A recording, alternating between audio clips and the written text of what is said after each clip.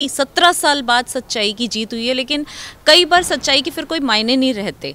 बहुत दुख होता है जब शैलेंद्र कुमार जैसे लोग 17 साल तक उन्होंने अपनी नौकरी गंवाई सिर्फ मुख्तार अंसारी की वजह से। और ऐसे लोग जो एक्सटॉर्शन, भूमाफिया और लोगों को मतलब गुंडागर्दी करते थे, वो खुले में घूम रहे थे, ऐश कर रहे थे। किसकी सरकार में?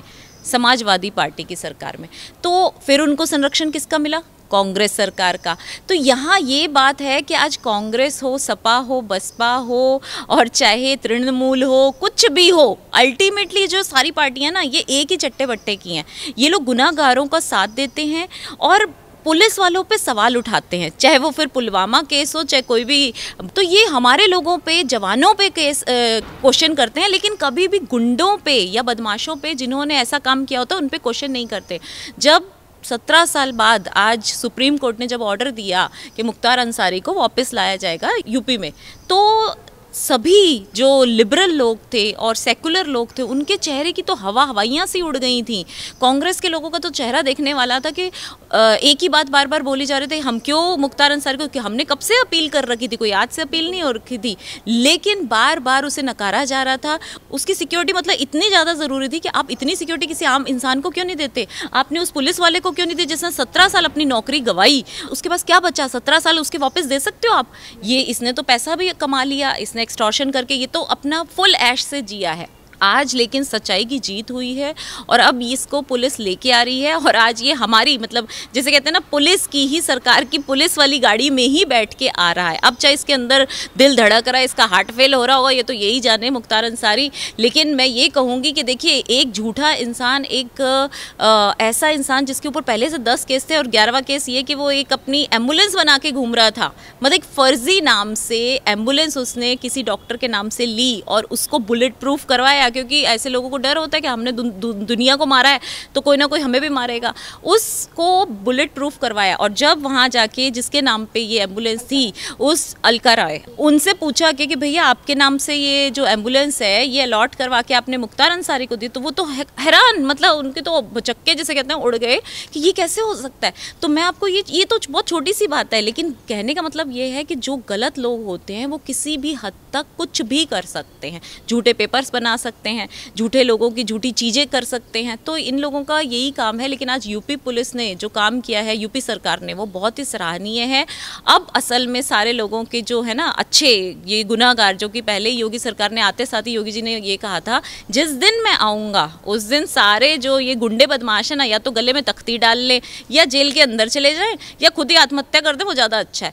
तो आज इस बात को उन्होंने प्रूव करके दिखाया है कि उत्तर प्रदेश में लोग डर रहे हैं, क्राइम करने से पहले 100 बार सोच रहे हैं। और मुझे बहुत जल्दी लगता है ये जो रेप केसेस भी हैं, ये इस तरीके से योगी जी ऐसे सुलझाएंगे कि आप देखिएगा कि यूपी नंबर 1 पे आ जाएगा। वहाँ कोई ना क्राइम होगा और ना ये जो रेप केसेस हो रहे हैं, क्योंकि सख्ती में जो है वो इस वक्त अव्वल नंबर है, सख्त पोजीशन लेना, और ये बहुत कम लोगों के हाथ में होता है। देखिए, कई बार टीचर को सख्त होना पड़ता है। अगर टीचर सख्त होता है तो बच्चा अपने आप ही पढ़ाई करता है, उस डर से पढ़ाई करता है। तो यहाँ यही है कि वहाँ यूपी के लोगों में, यूपी के जो कुछ गुनहगार थे, यूपी के सभी लोग नहीं, सब बहुत अच्छे हैं, लेकिन जो गुनहगार लोग थे वो अब डर रहे हैं और उन्हें डरना भी चाहिए। मैम, उत्तर प्रदेश की पुलिस जो अभी मुख्तार अंसारी को लेने गई है, पर जिस रास्ते से मुख्तार अंसारी को लाया जाएगा वो मार्ग अभी गुप्त रखा गया है, किसी को नहीं बताया गया। इसके पीछे आप क्या समझते हो? क्या मुख्तार अंसारी इस तरीके की कोई हरकत कर सकता है अपने आप को बचाने की? देखिए, मुख्तार अंसारी क्या, उसके जो चहेते, उसके गुर्गे और उसके खास दोस्त, मैं नाम नहीं लेना चाहूँगी, एक्स मुख्यमंत्री रह चुके हैं, बहुत लोग हैं जो उन्हें बचाने के लिए कुछ भी कर सकते हैं, किसी भी हद तक जा सकते हैं। तो इसको मद्देनजर रखते हुए उसका रूट नहीं बताया गया। और इसमें गलत क्या है? एक गुनाहगार को लेके आ रहे हैं और उसे जेल कोठरी में डालना है, तो सबको ढिंडोरा पीटने की क्या ज़रूरत है? मैम, कांग्रेस की तरफ से काफ़ी बार ऐसा कहा गया था कि मुख्तार अंसारी की हेल्थ इशू है, वो इतना लंबा ट्रैवल नहीं कर पाएंगे और इसीलिए उन्हें पंजाब की जेल में इतने दिनों तक रखा गया, हमेशा हेल्थ इशू का बहाना बनाकर। अब क्या कहेगी सरकार, क्योंकि अब तो कोर्ट की तरफ से भी ऑर्डर आ चुका है? हाँ, तो बस अब हेल्थ इशू पता लग जाएंगे ना। अब हमारे यहाँ सरकारी खर्चे पर जाएगा मुख्तार अंसारी और उसका चेकअप होगा और पता लगेगा कौन कौन सी बीमारी हैं जो नहीं थी, क्या पता सच में ही उसको हो जाए। और अच्छी बात है, अगर उसको वो बीमारियां थीं तो हम भी उसका ध्यान रखेंगे। और ये जो उसके अंदर डर था ना, ये खौफ कि यहाँ नहीं आना उत्तर प्रदेश में, क्योंकि उसने पता था मैंने इतने काले कर्म करे हैं और बहुत सारे नेताओं का नाम भी उसको पता है, ये उगला जाएगा। इसी डर के मारे उसको बचाया जा रहा था आज तक कांग्रेस द्वारा और सपा द्वारा क्या ऐसे राज है, यही तो जानने की क्यूरियोसिटी है कि ऐसे कौन से राज है। जनता जानती है कि बहुत सारे लोगों के जो निहत्थे लोगों को मारा, जमीनें हड़पी, उनके साथ दुष्कर्म किए, जो कुछ भी किया, ये सारा जो है ना अब इसका कच्चा चिट्ठा वो खुलने वाला है बहुत जल्दी। जैसे अभी विकास दुबे को लाया गया था, विकास दुबे को लेकर जो इनकाउंटर हुआ विकास दुबे का, उसको लेकर भी तमाम तरीके की बातें मुख्तार अंसारी को लेकर की जा रही हैं। और मुख्तार अंसारी की वाइफ का ये कहना है कि मुझे डर है मेरे पति को भी इनकाउंटर में ना मारा जाए।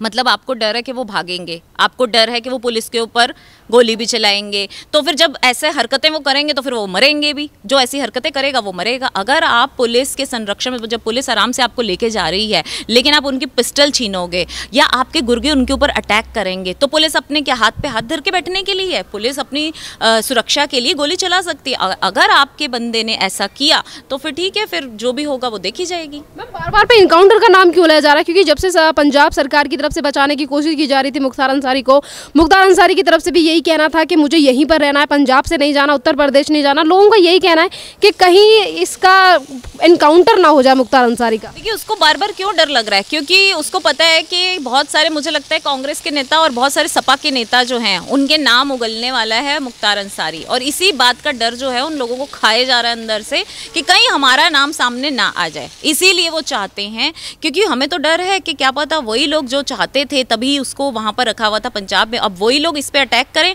और नाम सरकार का भी डालें, ऐसा भी हो सकता है। उसी की सुरक्षा को मद्देनजर रखते हुए सरकार उसको रिवील नहीं कर रही कि किस जगह से लेके जाया जा रहा है। और मैम यहाँ पर ये भी बात है कि जैसे कि अभी आपने शैलेंद्र सिंह का नाम लिया, शैलेंद्र सिंह को लेकर बातें ये भी सामने आ रही हैं कि जब शैलेंद्र सिंह ने अपना मीडिया के ऊपर इंटरव्यू दिया, मीडिया कर्मियों ने उनसे सवाल पूछे तो उन्होंने कहा कि एक अधिकारी जब अपना ईमानदारी से काम करता है तो उसके लिए काम करना कितना ज़्यादा कठिन हो जाता है। साफ उदाहरण दिया उन्होंने सपा की सरकार का। शैलेंद्र जी के साथ जो हुआ, वो अपना इंटरव्यू देते देते इतने भावुक हो गए थे कि एक पुरुष की आंखों से आंसू निकल आना ये बहुत बड़ी बात होती है। और इसके लिए मैं यही कहूँगी कि शर्म आनी चाहिए ऐसे प्रशासन को, ऐसे नेताओं को जो उस ओहदे पर बैठकर पुलिस वालों को या आर्मी को, किसी को भी सही तरीके से काम नहीं करने देते। आज तो कांग्रेस ने यही तो किया।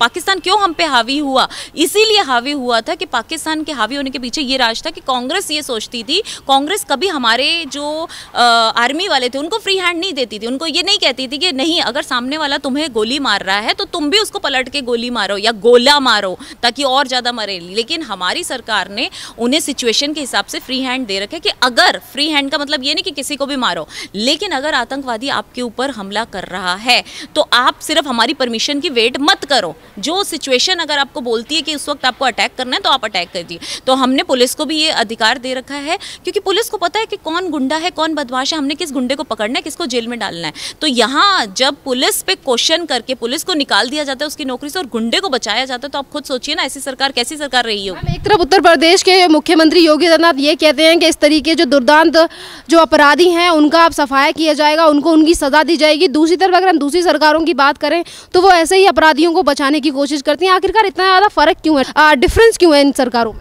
अगर डिफरेंस नहीं होता तो आज भाजपा सत्ता में नहीं होती और कांग्रेस और सपा जैसी पार्टियां बाहर नहीं होती।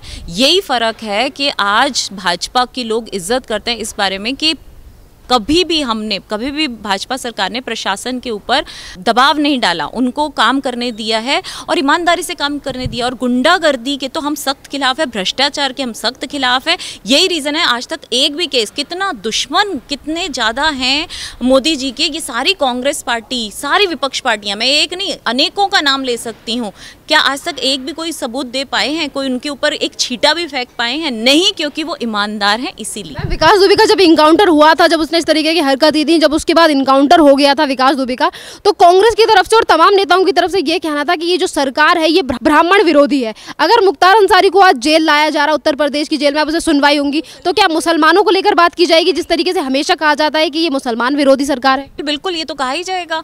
इनका क्या कहना है, ये तो कुछ भी कह सकते हैं। लेकिन मैं ये कहना चाहूंगी कि आज तक जब कांग्रेस सरकार थी, आप मुझे बताइए कितने बॉम्ब ब्लास्ट होते थे दिल्ली में, बॉम्ब ब्लास्ट। और आज जो अभी नक्सलियों का बॉम्ब ब्लास्ट हुआ है, नक्सलियों ने जो किया छत्तीसगढ़ में, आप बताइए छत्तीसगढ़ में किसकी सरकार है? कांग्रेस की सरकार है ना।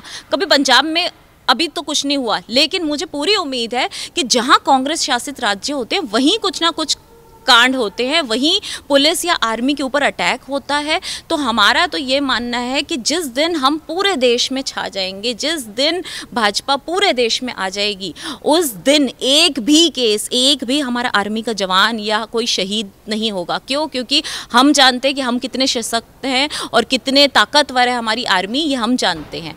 धन्यवाद मैम।